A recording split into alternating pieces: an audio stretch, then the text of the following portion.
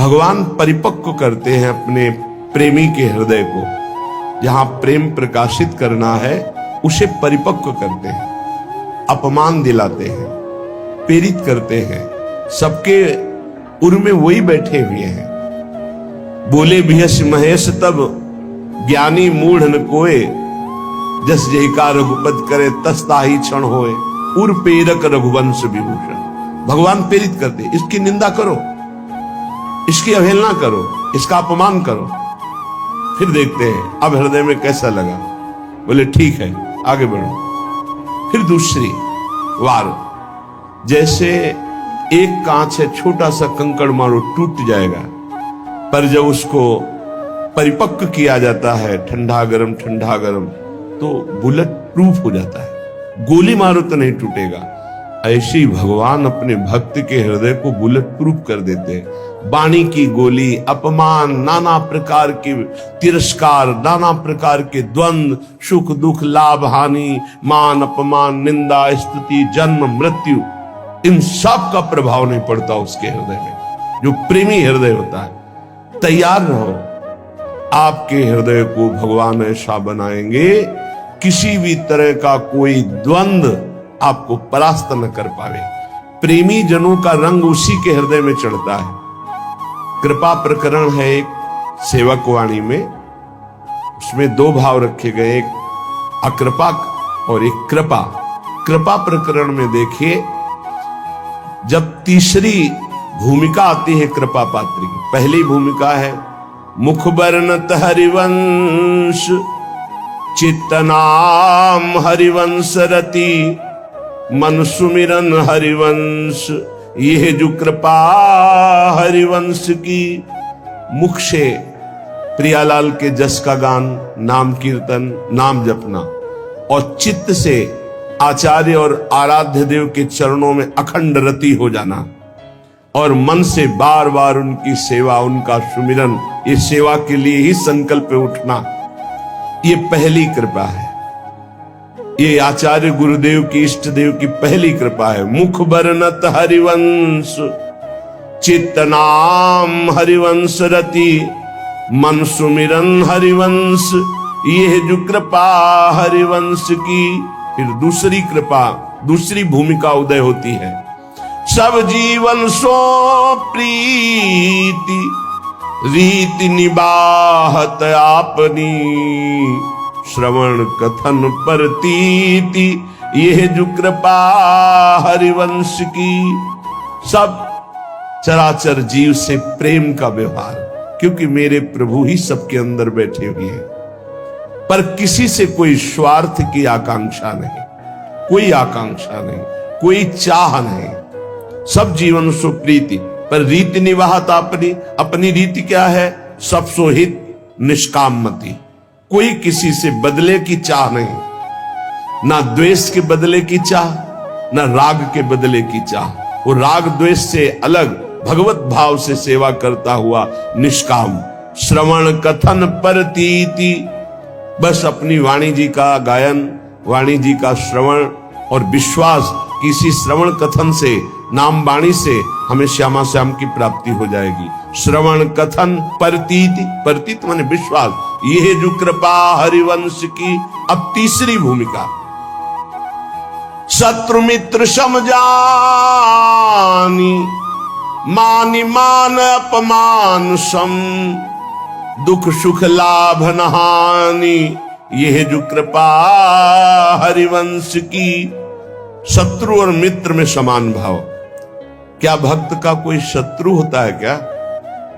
नहीं, भक्त की तरफ से कोई शत्रुता नहीं होती, पर जो तमोगुणी आंतरिक हृदय वाले होते हैं, उनको भक्त का यश चुभता है। उनको भक्त की जो उन्नति है भागवतिक, वो उनको खाए डालती है। अब वो हर प्रकार से सोचेंगे इसका कैसे पतन करूं, इसका अपयश हो जाए, इसका नाश हो जाए। तो वो शत्रुता का भाव करे, पर आपके हृदय में फर्क नहीं पड़ना चाहिए। ये तीसरी भूमिका हमारे प्रेम रस प्राप्ति की। शत्रु मित्र समझानी, जैसे बड़ाई करने वाला, सम्मान करने वाला, ठीक वैसा ही आपको दिखाई देना चाहिए निंदा करने वाला, अपमान करने वाला। वैसे तो निंदा करने वाला ज्यादा पूज्य है। क्यों? क्योंकि वो हमारे अशुभों का नाश कर रहा है। निंदा करके, अपमान करके हमारे अशुभों का नाश कर रहा है। वो हमारे जो प्रारब्ध भोग है उनको काट रहा है। वो कितना कृपालु है। भगवान उसके अंदर प्रेरणा दे करके हमें परिपक्व कर रहे हैं। इसलिए निंदा करने वाला, अपमान करने वाला, तिरस्कार करने वाला हमारे हृदय में पूज्य भाव होना चाहिए। ये प्रेम प्राप्ति के लिए बहुत जरूरी है। शत्रु मित्र और होगा। बड़े बड़े महापुरुषों के जीवन में बड़े बड़े विरोध हुए हैं। अगर विरोध ना हो तो भक्ति में रंग नहीं। जब विरोध आवे तो नाच पड़ो कि भक्ति रंग ला रही है। भगवान विरोध पैदा करवाते हैं। क्यों करवाते हैं? क्योंकि आप उस भूमिका से ऊपर उठे जिससे कोई भी विरोध आपका स्पर्श न कर पावे और आपकी भक्ति अबाध और अखंड बनी रहे। तो शत्रु मित्र सम जानी, मान मान अपमान सम। अपमान और मान दोनों को सम मान करके सब। अगर कोई सम्मान कर रहा है तो उसकी मति, अपमान कर रहा है तो उसकी मति। सम्मान और अपमान में दोनों में समान स्थिति होनी चाहिए। शत्रु मित्र सम जानि, मान मान अपमान सम। दुख सुख लाभ न हानि। ना कोई दुख, ना कोई सुख, ना कोई लाभ, ना कोई हानि। हर समय अपने प्रिया प्रीतम के चिंतन में इतना चित्त जोड़े है कि दुख सुख का, लाभ हानि का कोई प्रभाव ही नहीं पड़ रहा। ये तीसरी भूमिका। चौथी भूमिका अब जो है तैयारी हो गई प्रेम रंग रंगने की। तो भगवान ने ऐसा रंग भेजा, ऐसा रंग रंगने वाला मिला दिया जिससे प्रेम रंग से हृदय रंग जाए। बोले नितैक धर्मिन संग। नित्य उसको प्रेमी जनों का संग मिल गया। बड़ा कठिन है, सही संग मिल जाना बड़ा कठिन है। भगवान की कृपा से मिलता है। नहीं तो मिलावट ऐसी प्रपंच की बनी रहती है कि चित्त निर्विकार होकर प्रभु में लगने के लिए अगर तैयारी भी करे तो भी फिसल कर प्रपंच में फंस जाए। नित एक धर्मिन संग। बहुत संग मिले वो संग नहीं। इष्ट मिले और मन मिले, मिले भजन रस रीति। तहां निशंक है मिलिए, तासों कीजे प्रीति। जहां अपना इष्ट मिले, जहां भजन की रस रीति मिले, जहां अपना मन मिले, ऐसा सत्संग मिल जाए तो बहुत जल्दी प्रेम रंग की प्राप्ति होती है। नित एक धर्मिन संग। जब श्री प्रियालाल के प्रेमी जनों का संग मिला तो नित्य नवीन प्रेम का प्रादुर्भाव होने लगा। नित्य एक धर्मिन संग तो रंग बढ़त नित नित सरस। फिर नित नित प्रेम अभांग। ये जो कृपा हरिवंश की। जहां ये चौथी भूमिका आई तो पांचवी भूमिका में लीला दर्शन होने लगता है। निरखत नित्य विहार, पुलकित तन रोमावली, आनंद नैन सुधार। ये जो कृपा हरिवंश की। नेत्र खुले हैं बंद। वो प्रिया प्रीतम की रूप माधुरी, लीला माधुरी में डूबा हुआ, आनंद सुप्रवाह करता हुआ एक एक क्षण महाप्रेम में व्यतीत हो रहा है। छिन छिन रुदन करंत, छिन गावत आनंद भरी, छिन छिन हर हसंत। ये जो कृपा हरिवंश की। ये छठवीं भूमिका आई। क्षण क्षण में उसका रोना हो रहा है। क्षण क्षण में वो प्रियालाल के संग विहरण कर रहा है। क्षण क्षण में उनकी लीलाओं का गायन करके डूब रहा है। छिन छिन बिहरत संग, छिन छिन निरखत प्रेम भरी, छिन जस कहता भंग। ये जो कृपा हरिवंश की। सातवीं भूमिका में हर समय प्रिया प्रीतम के साथ रहता है, हर समय।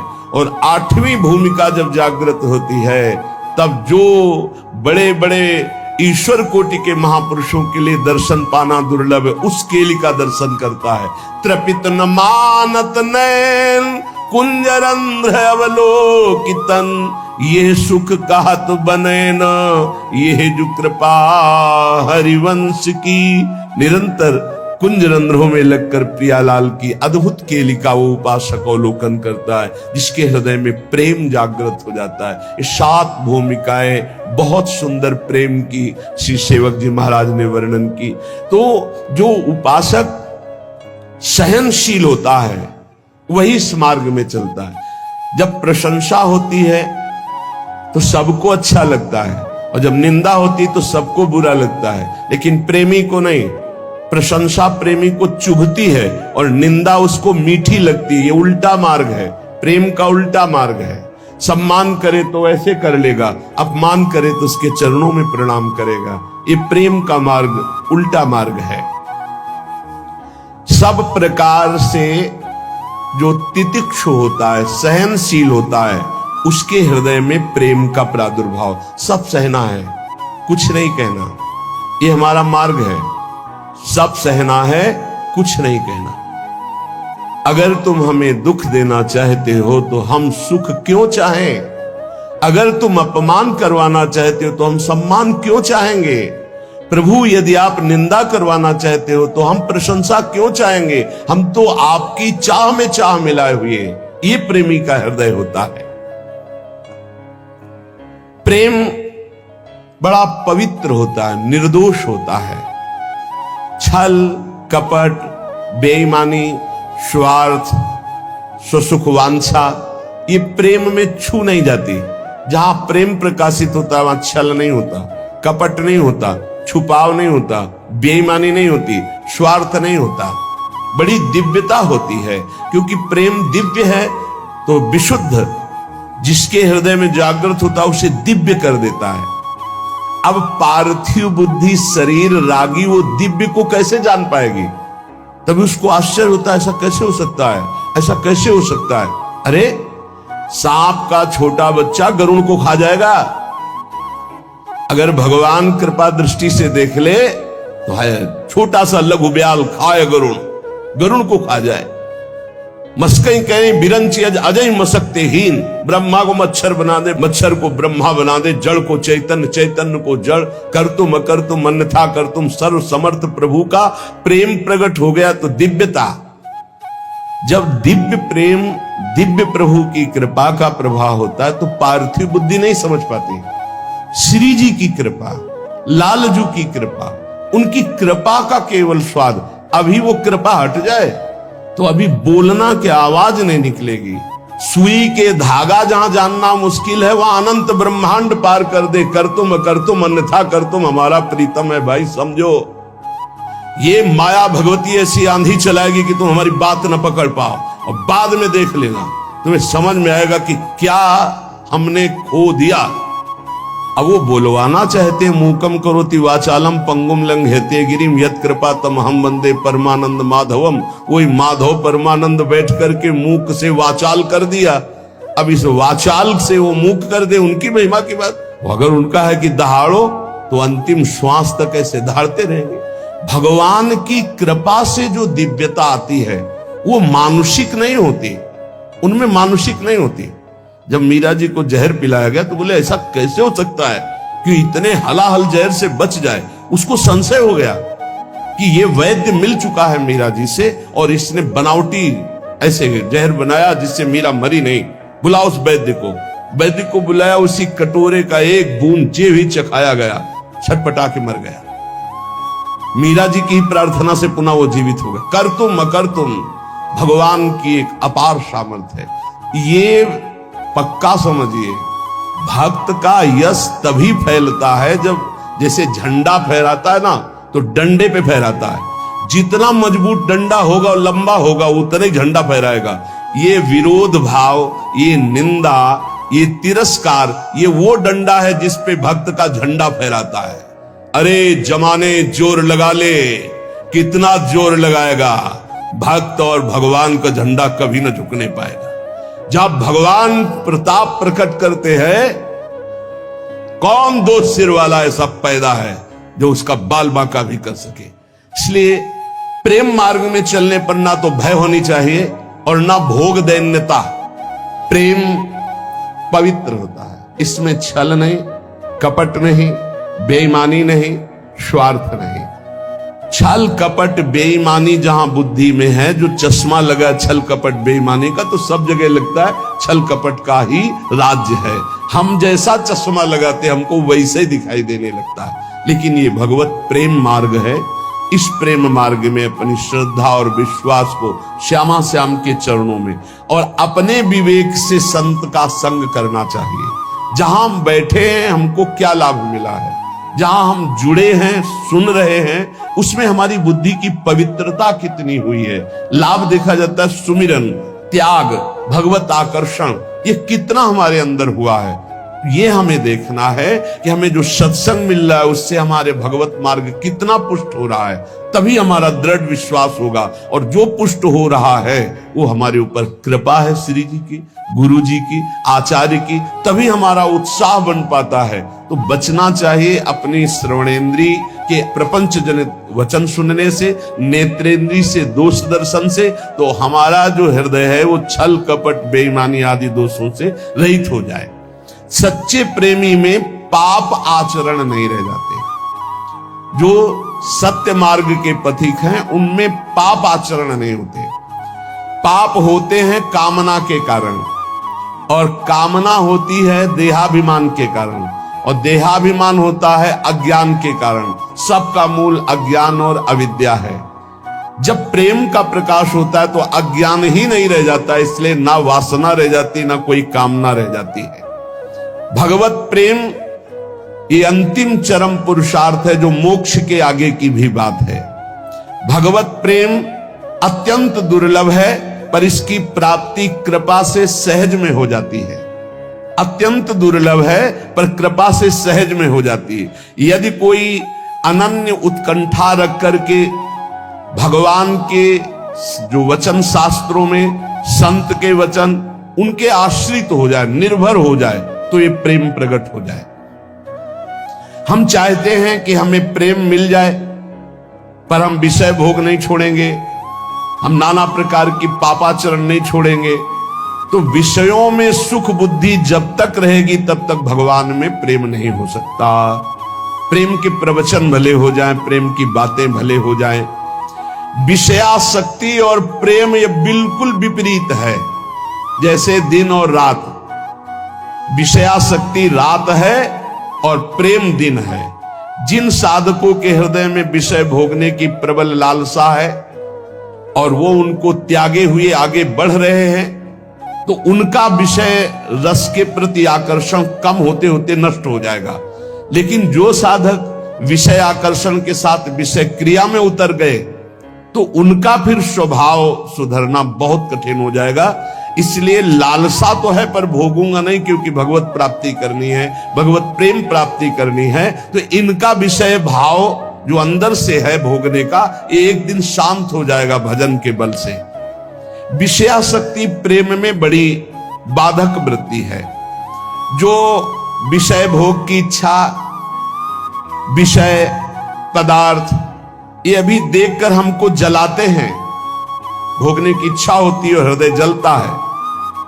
इस जलन को जो सह जाता उसे तपस्या कहते हैं, वही तपस्वी है। बहुत सुंदर बात है, वही तपस्वी है।